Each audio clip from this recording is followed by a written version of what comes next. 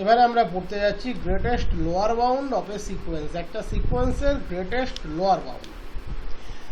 তাহলে লোয়ার বাউন্ডের ক্ষেত্রে মনে রাখতে হবে সিকোয়েন্সটাকে at first below bounded sequence হতে হবে বা বাউন্ডেড বিলো সিকোয়েন্স হতে হবে। গ্রেটেস্ট লোয়ার বাউন্ড মানে সে সমস্ত লোয়ার বাউন্ডগুলোর মধ্যে সর্বোচ্চ, তার চেয়ে বড় কোনো লোয়ার বাউন্ড থাকবে না।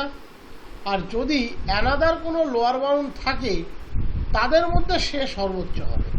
তো গল্পের ছলে যদি প্রথমে বুঝিয়ে দিই তাহলে আমার মনে হয় সুবিধা হবে। মনে মনে ধরে নাও এন একটা সিকোয়েন্স যে বাউন্ডেড বিলো, আদারওয়াইজ তুমি তার গ্রেটেস্ট লোয়ার বাউন্ড খুঁজতে পারো না।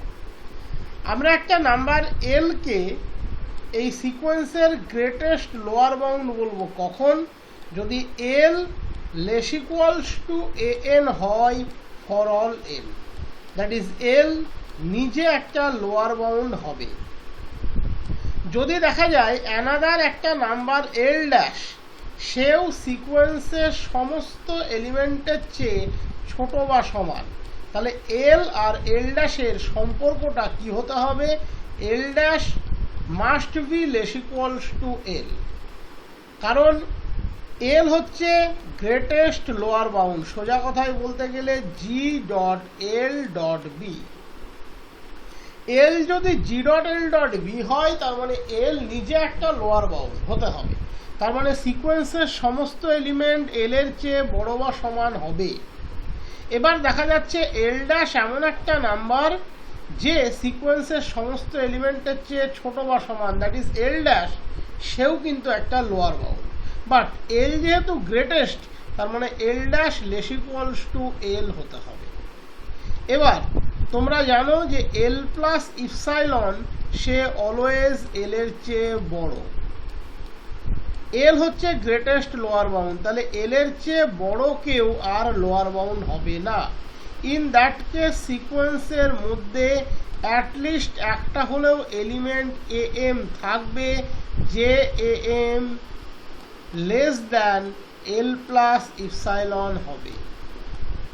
এল এর চেয়ে বড় হচ্ছে এল প্লাস ইপসাইলন, এল এর চেয়ে বড় হচ্ছে এল প্লাস ইপসাইলন। এল গ্রেটেস্ট লোয়ার বাউন্ড, তাহলে এল এর চেয়ে বড় কেউ লোয়ার বাউন্ড নয়। তাহলে সিকোয়েন্সের মধ্যে অ্যাটলিস্ট একটা এলিমেন্ট এম থাকবে for some m belongs to n, যার জন্য এম লেস দ্যান এল প্লাস ইপসাইলন হবে। এবার তুমি যদি বলো যে না আমি মেনে নিচ্ছি না এটা হবে, তাহলে কি হতে হবে, তাহলে এর উল্টোটা হবে, দ্যাট ইজ সিকোয়েন্সের সমস্ত এলিমেন্ট এল প্লাস ইপসাইলনের চেয়ে বড় হতে হবে। যদি এরকম কোনো এম আমরা সিকোয়েন্সের মধ্যে না পাই যে এল প্লাস ইপসাইলনের চেয়ে ছোট, সোজা কথা বলতে গেলে সিকোয়েন্সের মধ্যে কোনো টার্ম নেই যে এল প্লাস ইপসাইলনের চেয়ে ছোট, তার মানে সিকোয়েন্সের সমস্ত টার্ম এল প্লাস ইপসাইলনের চেয়ে বড়, that is L plus epsilon একটা লোয়ার বাউন্ড যে গ্রেটেস্ট লোয়ার বাউন্ডের চেয়ে বড় কোনোদিন হতে পারে না। গ্রেটেস্ট লোয়ার বাউন্ডের চেয়ে বড় লোয়ার বাউন্ড কোনোদিন থাকতে পারে না।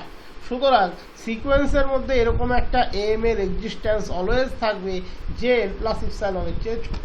এবার তুমি পড়ে নাও, দেখো আর এর মধ্যে কিচ্ছু নেই, কারণ আমরা রিয়াল নাম্বারের সময়তে এগুলো সুপ্রিমাম ইনফিমাম পড়ার সময়তে এগুলো খুব ভালো করে পড়ে এসেছি। A real number L is called a greatest lower bound of a bounded below sequence if L less equals to an for all n, that is L is a lower bound of an. L হচ্ছে sequence n এর একটা lower bound.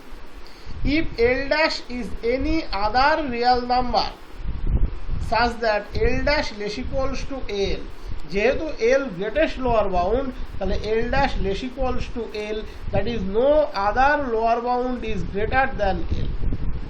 এল এর চেয়ে বড় কোনো lower bound নেই। Condition 2 can be expressed in another way, ওই যেটা বলে দিলাম, for every epsilon greater than 0 there exist a positive integer M such that A M less than L plus epsilon, A M L plus ইপসাইলনের চেয়ে ছোট, এ M L plus ইপসাইলনের চেয়ে ছোট। প্রত্যেকটা ইপসাইলনের গ্রাউন্ডে আমরা একটা পজিটিভ ইন্টিজার এম পাবো যার জন্য এ এম এল প্লাস ইপসাইলনের চেয়ে ছোট। এই ছিল আমাদের জিএলবি অ্যান্ড এলইউবি এর ডেফিনেশন। এর পরের ভিডিওতে আমরা প্রপারলি পড়তে যাব লিমিট পয়েন্ট বা ক্লাস্টার পয়েন্ট নিয়ে।